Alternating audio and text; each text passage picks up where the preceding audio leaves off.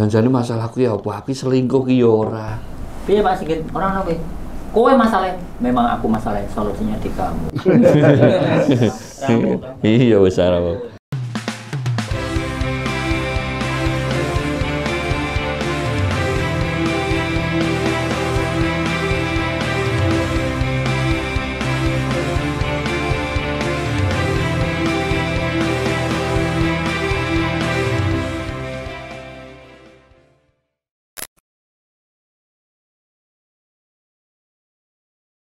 Sudah top.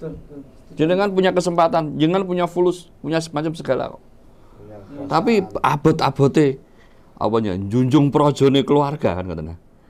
Jenengan ngalah tertindas. Nak bahasa saya gitu. Ngalah tertindas dengan berbagai perasaan, apapun jenengan kalah ke keinginan, sampai keinginan seks pun dikalah ke. Ya. Maka kalau hanya percikan-percikan WA, ini masalah kecil menurut saya. Dan bukan termasuk adab seorang istri itu buka WA-nya suami itu nggak adab. Apalagi jenengan seorang suami yang mau mengerjakan pekerjaan rumah tangga itu stop. Nah, mungkin ini kalau boleh diperhalus bahasa saya, nak kula ndelok ngene iki ora sabar kawin neh jenengan kayak pelajaran wae itu. Tapi kan provokator Pak nggih. Provokator ya. Nggak baik lah ya.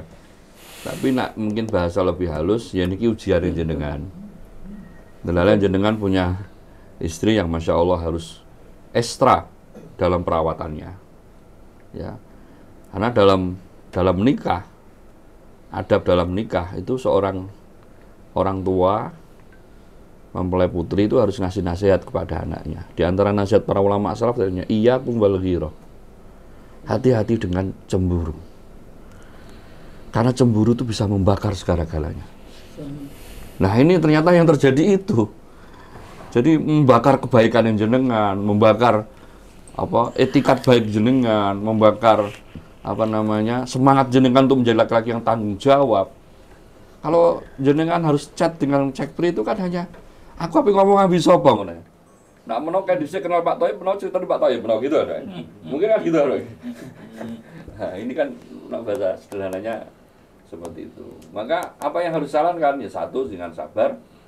Ya, kedua ya memang duduk bareng untuk didudukkan masalah itu. Jangan pengen islah baik-baik saja.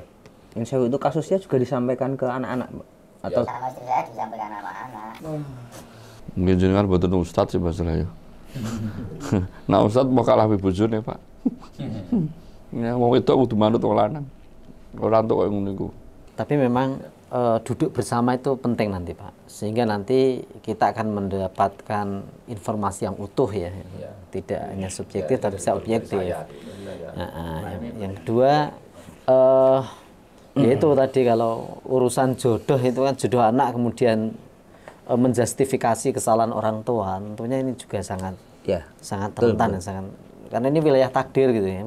Kita nggak bisa gitu. Kita nggak bisa gini Pak. Dosa. Jadi jangan merasa karena saya begini maka ada begini. Iya memang dosa itu diantaranya nanti efeknya adalah musibah, ya betul.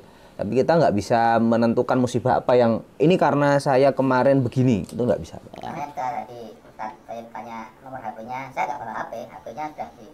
Waduh, karantina. Posisi jenengan sebagai rijal harus koamnya itu harus ada itu. Jadi kalau di Al-Baqarah 55 itu kan walana ba'luwannakum bisyai'im minal khaufi wal ju'i ila akhir ayat. Jadi memang cobaan itu kayak semacam paket ya atau jatah ya. Sungguh benar-benar tadi ada dua taukid, dua penegasan. Kami di sini maksudnya Allah Subhanahu wa taala akan memberikan ujian kepada kalian. Bisyai'in minal khaufi, sedikit saja rasa takut dan juga dalam jiwa. Jadi kalau tadi saya mendengar pemaparan Bapak itu, ada orang yang bisa menahan hawa nafsu, tapi kadang miskin. Ada orang kaya bisa menahan nafsu, tapi nggak punya istri. Bisa menahan poligami nanti duit. Menahan hawa nafsu, punya istri kaya, karir moncer, nggak punya anak, dan seterusnya. Dan ini tadi itu, jadi memang dalam hal ini sependek yang saya pahami dari kisah Bapak tadi ya, Allah mungkin sedikit mengingatkan kita ya, khususnya mungkin juga Bapak sekeluarga, bahwa tetap Bapak ini manusia. Yang saya maksud apa? dengan segala kesempurnaan tadi ya, istri, anak, karir, kekayaan, keistiqomahan dalam beribadah, rasa empati, dan keteguhan dalam menahan hawa nafsu itu kan top semua. Maka perlu diingatkan bahwa ya tetap ada sisi manusiawinya. Mungkin kalau Bapak nggak cerita seperti ini, saya sangat yakin, seyakin-yakinnya semua orang menganggap Bapak ini ya mungkin nabi lah ibaratnya. Dalam arti kan tadi itu ya, Masya Allah kan. Semuanya sudah sempurna, tetapi ada satu titik tadi ya. Nah oleh sebab itu Nabi lan kok bantul, Pak. Hah? Orang Nabi kok bantul. Yo etok-etok lah. Iya, ini ora lah. Ya, enggak maksud saya pandangan orang gitu maksudnya. Nabi kurang untuk dikiaskan. Iya. Nah, jadi khawatirnya nanti malah Bapak dianggap nabi ya. Yang saya maksud ya tentu ada ya, cobaan itu selalu ada. Nah, ini yang ada jadi gini. Mohon maaf ini mungkin bukan Quran, bukan hadis, hanya bacaan di box apa namanya? Truk ya. Jadi gini. Bahagia secukupnya, sedih seperlunya, bersyukur sebanyak-banyaknya. Jadi bahagia seperlunya, sedih secukupnya, kemudian bersyukur sebanyak-banyaknya. Ya tentu karena kami tidak merasakan ya. Kalau tadi itu kan kayaknya sudah apa sih yang kurang? Rata-rata orang kan nyari jabatan. Ternyata Bapak sudah mentok tadi, jabatan yang bisa dibilang tertinggi di Bantul lah. Ya sebenarnya kalau mau dirunut masih pengen jadi gubernur, nanti kemudian jadi presiden, dan pengen 3 kali dan seterusnya itu nggak ada habis-habisnya. Tetapi kan maksudnya untuk ukuran kebanyakan orang terlepas dari status Jogja itu kota termiskin ya, tapi kan jabatan sekda itu tentu sangat mentereng, apalagi di Bantul. Nah maksud saya untuk karir udah clear, untuk kekayaan tadi juga udah clear, untuk istri dan anak yang menjadi dambaan setiap orang udah clear. Nah masalah ibadah, alhamdulillah kalau Bapak kok tidak merasa lezat dan bisa merasakan. Coba kalau justru sebaliknya bagaimana? Apa nggak ngeri itu? Orang merasakan lezatnya ibadah, lalu kemudian kurang. Sebenarnya kurang, tapi merasa cukup. Maka malah nggak baik kan? Nah, kalau Bapak itu merasa ingin beribadah, bisa lebih merasakan kelezatan, bisa menangis. Jadi kan merasa kurang. Jadi menurut saya bukan masalah, justru di situ. Harusnya seperti itu orang itu. Masalah itu ketika seseorang merasakan sudah nikmat, sudah sempurna, dan tidak mau menambah lagi. Ini kalau Bapak itu merasa kurang dan pengen juga beribadah itu khusyuk, lezat, subhanallah, itu kenikmatannya agung. Tidak semua Pak. Tapi yang beliau rasakan malah justru sebaliknya. Beliau nggak merasakan apa-apa itu. Saya maksudnya semestinya. Ya karena melaksanakan saja gitu. Ya, memang problem kesadaran akan perintah. Ya, problem beliau karena problem mendapat hukuman dari istri. Makanya tidak ada kata lain melainkan sabar. Nah, sudah sama istri itu sabar, Pak, nggak ada kata lain. Pak ini mohon maaf. Sebentar.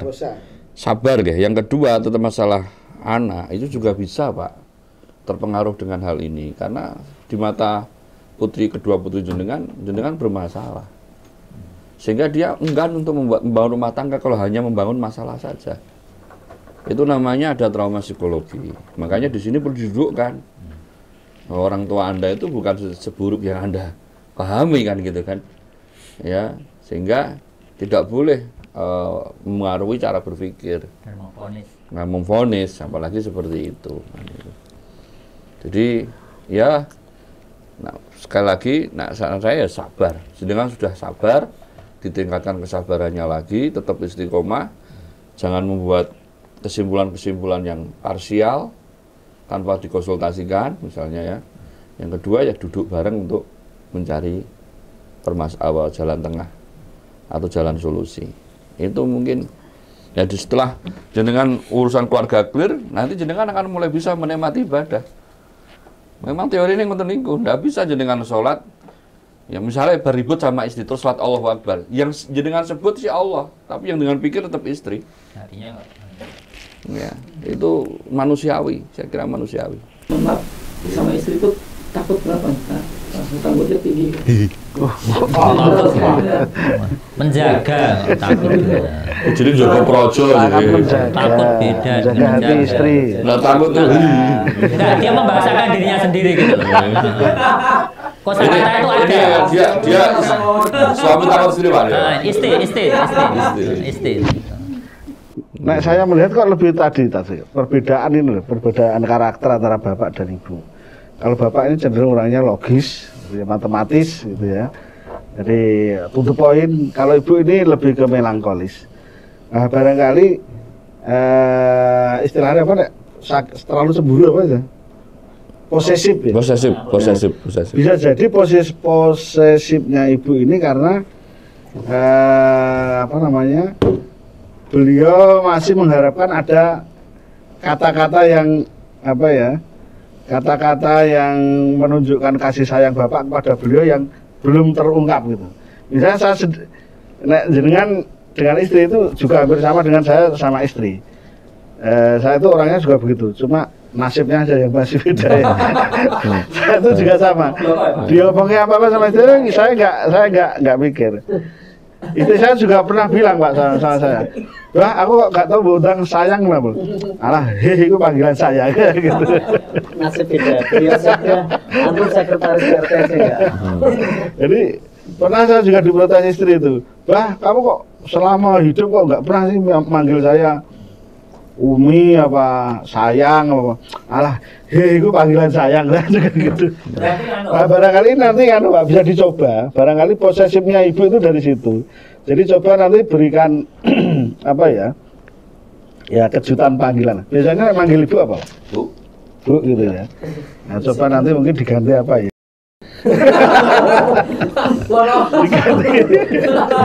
diganti apa? Lek sayang terlalu ya udah sebelum. Tapi nggak apa-apa Pak, dicoba yang sini yang Dek bisa diganti dengan kata-kata yang karena mungkin istrinya juga jenuh dari dulu kok manggil. Tapi lagi lo pegat tak? Ya cuma ya sering bercanda begitu, cuma ada unsur bercandanya. Tapi dia memang merasa cuma ada unsur bercandanya. Ya gitu lucu-lucuan gitu cuma. Nah barangkali ibu itu posesifnya itu ada harapan yang belum terpenuhi. Ya mungkin hanya sekedar kata-kata mungkin ya. Mungkin nggak sekedar Bu, tapi nanti dicoba Dek. Apa ya sesekali kalau nggak ada orang dipanggil yang gitu ya. Tapi ini hanya anu aja ya, hanya pernah ngobrol bareng yang asik nggak Pak? Ngobrol bareng asik sambil ngopi, nate? Kayaknya kok tidak ya Pak. Nah itu faktornya apa Pak?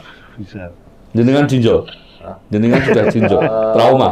Ya nek ngobrol itu urusan serius gitu loh. Ya berembuk apa yang serius gitu ya. Ya serius gitu ya.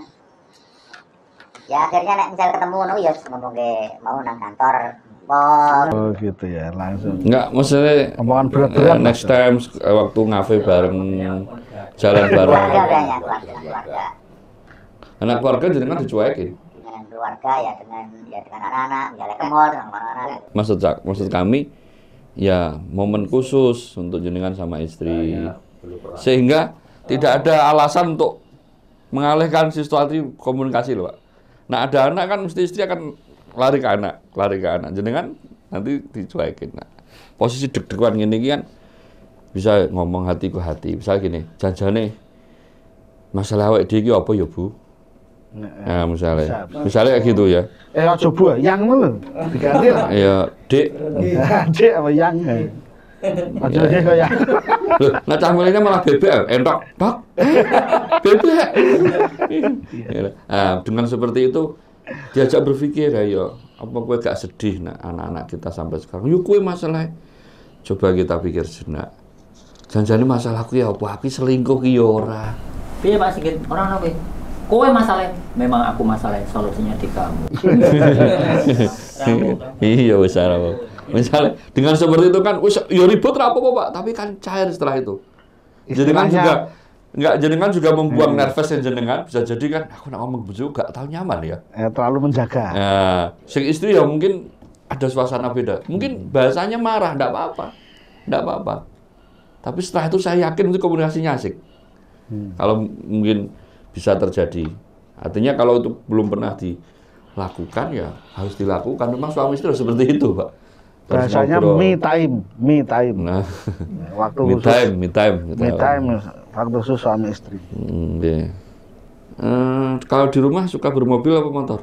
Ada mobil, ada motor. Kalau saya seringnya sama ibu, seringnya. Kalau sama ibu ya pakai mobil. Coba pakai motor, Pak. itu request istri saya. Karena Karena saya lama nggak megang gini, Pak. Nah, itu pakai motor. Miring ya? Nah, motor beda, Pak. Beda. Naik motor sama mobil itu beda. Karena naik mobil itu raiso cekelan, Pak. Naik motor pasti cekelan. Nah, nanti misalnya sekedar sarapan, apa cari makan apa gitu berdua. Nah, disitulah jenengan ungkapkan. Terus suka sak tulus-tulusnya bener-bener dalam hati apa jenengan sampaikan. Responnya apapun didengarkan saja. Seperti pas tadi kita Nah, anggaplah jadi ibaratnya kalau Bapak bisa tulus dengan kami, muter dengan dunia, kan logisnya seperti itu mestinya. nah, maksud saya gitu. Wong jenengan bicara gini kita tersentuh ya dengan apa yang menimpa jenengan. Insya Allah kalau kekhawatiran, harapan itu jangan sampaikan kepada istri. Ya HP wis mbok sitah iso kurang apa jajal. Ora ono ning dunya sing kaya panjenengan ngoten. Iya. Nah, aku jenengan sitah tuku neh sing apik, Pak. Ono KPK. KPK ya ngono. Sholat malam mungkin pernah saling membangunkan untuk komunikasi ketika sholat malam berdua, kemudian Sholat malam sendiri-sendiri. Jadi artinya saya di kamar sendiri, dia di sholat. Jadi dia sering membangunkan kalau dia yang bangun lebih dulu sampai jam 3:30 atau jam berapa kok belum saya belum bangun dibangunkan. Atau saya misalnya tidur di kamar yang lain gitu, tidur di kamar yang lain, pintunya dibuka, ada lampu di luar yang dinyalakan, saya baru bangun. Tidur juga mboten satu kamar? Kadang-kadang aja. Duh, masalahnya napa? Lho piye sasa lho. Loh, orang sasae. Orang masalah sasae, justru inilah hal yang menurut saya hal yang sederhana akhirnya menjadi sesuatu komunikasi yang kurang baik. Lu kan normalnya rumah tangga loh Pak Thoyib. Saya sambil tidur sambil reneng-reneng. Ibu ya mau kok aku ngene ya. Nah menurut kowe piye ya?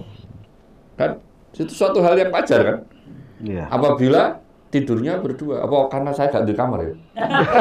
berdua pun kalau pun kadang menimbulkan masalah.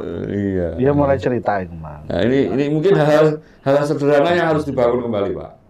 Tidur bareng, nanti mungkin sholat bareng, ya. Ganti nama panggilan itu penting. Ngobrol nanti. Karena saya kira ini memang apa ya? Batu es yang lama nggak tercairkan, harus dicairkan pelan-pelan.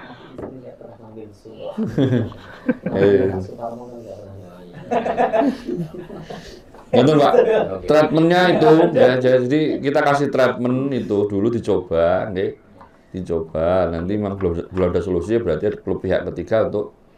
Nah, dengan anak juga seperti itu Pak, jangan libatkan ibu dulu. Next time juga ngobrollah dengan mereka berdua saja.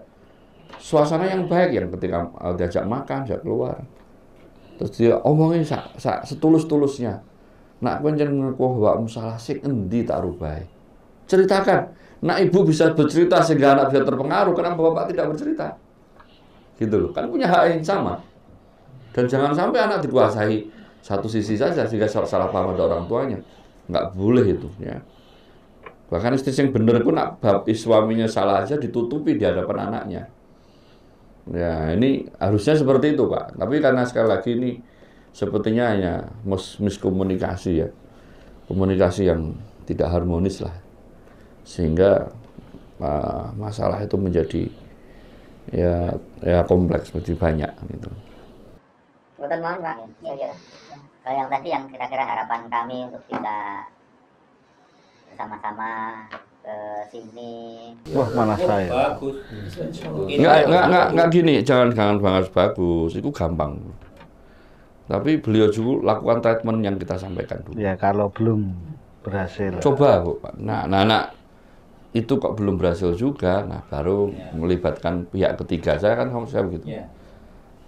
Tapi semoga dengan ketulusan jenengan, dengan keseriusan jenengan, ya insya Allah semoga ya ada perubahan. Ini kan hanya menundukkan hati yang keras saja. Nah nanti setelah treatment dijalankan itu kepada istri, komunikasi kepada anak. Nah angel loro jika colong dijisik Pak. Kan wong tua ora entuk kalah mbek anak.